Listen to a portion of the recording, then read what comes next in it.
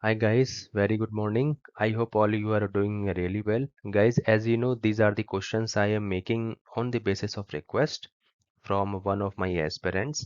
These are the questions he had faced during an interview session and he has requested me to provide the answers. Thank you. Without time wasting, guys, let's start the session. What is the difference between HIPAA compliance and PCI? Guys, both are very famous and international standards for organizations. However, there are certain differences between these two. Let us know what are these differences, guys. So HIPAA is the Health Insurance Portability and Accountability Act, and this compliance is applied for all the healthcare industry. That means the insurance sector, right? Health sector, insurance sector. However, PCI-DSS is Payment Card Industry Data Security Standards. Means PCI is related with the transactional data, may be applicable for users, for employees, and for the corporate customers as well, right? So PCI-DSS is a standard who takes care about the transactional data of employees or for the users or the corporate customer, etc. Second difference, HIPAA is a standard that outline the lawful law and a disclosure of protected health information PHI. Guys, for example, uh, there is an there is a patient who is suffering from a disease, right? So HIPAA tells the organization as per the law of HIPAA, that particular patient's disease, organization has to keep very confidential and doesn't publish on the public forum, right? And there are multiple controls that how to protect, right, and how to secure such kind of disease, right? What are the methods? So guys, these are the I mean, this is the purpose of HIPAA. HIPAA is made to protect the patient's health information publicly, and this is a standard that provide us the outline of lawful law, right? PHI means, guys, protected health information. Second thing, this compliance is regulated by Department of Health and Human Services called as HHS. This is the department based at Europe in UK. Second thing, guys, PCI DSS is a standard which is applicable for those organizations who store, process, and transmit the transactional data. Means, uh, first, guys, PCI DSS, to whom PCI DSS is applicable, right? For, I mean, what kind of sectors? So, guys, PCI DSS is applicable for banking and uh, like banking and insurance sector. Uh, I I can say, but taking care only for the transactional data, not for the health one. PCI is payment card industry. That means those organizations who process, who store and transmit the transactional data of users is should adhere the PCI law, right? And PCI DSS is discovered to prevent the user's data from fraud. Initially, due to the increased fraud cases, organization has lost their reputation, and thereafter PCI is discovered to bring the user's data safely.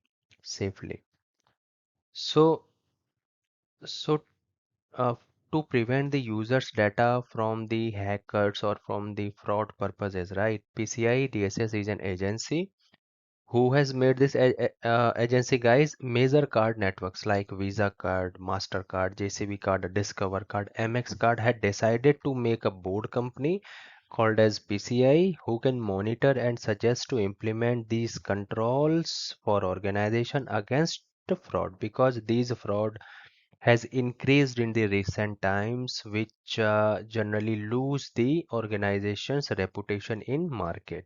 So to avoid such kind of frauds and to bring the users trust back on organizations, PCI DSS is come in market.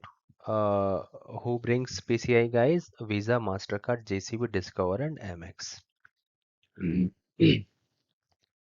Next is, what is application security? Friends, application security is the best practice of protecting softwares from hackers and particular threats, right? So application is a software, we can say, and security means find to to protect that particular application.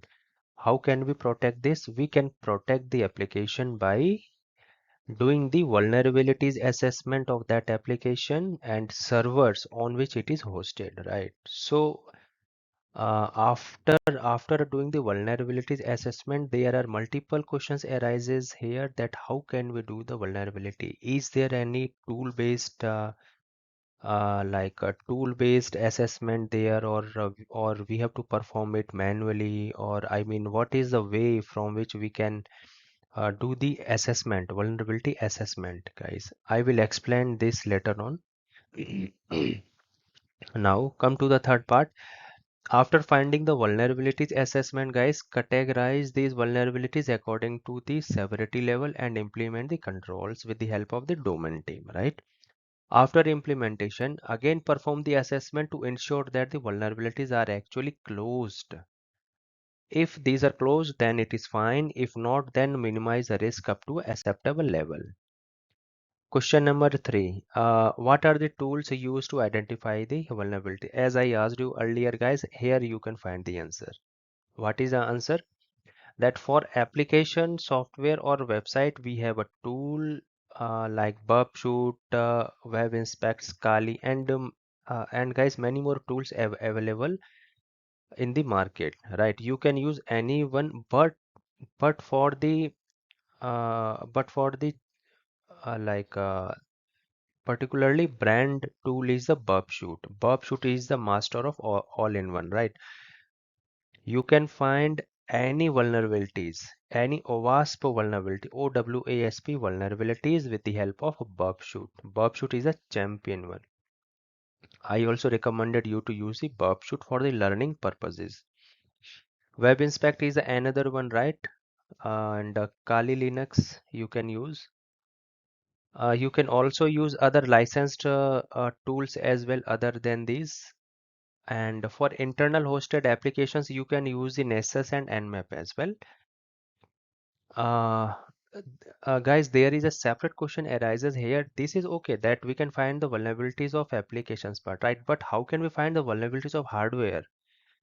Like how can we find the vulnerabilities of server hardware, for network hardware, for security hardware, right? So, so guys, there is no such tools who can identify the vulnerabilities of hardware. One more thing, guys. Uh, how to find the hardware vulnerabilities? You cannot find any answers on the YouTube and on the Google itself, guys.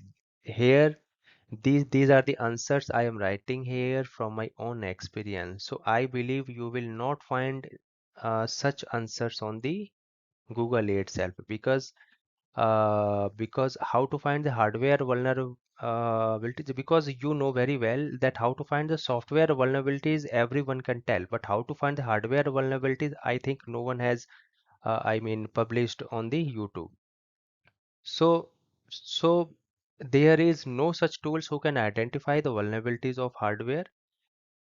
For this, we generally take the hardware failure incident dump for the last year and verify the frequency of downtime along with the age of hardware. Right. I had also made the detailed video. Uh, the subject line is how to identify the server network hardware risk. A link is provided in the description box. You can find that link in the description box, guys. You can check from there. Guys, this is end of this session. Guys, how you rating my videos, right? I hope all these videos are really helpful to you. If these videos you want to share with your friends, guys, do subscribe and hit the bell icon. Thank you so much.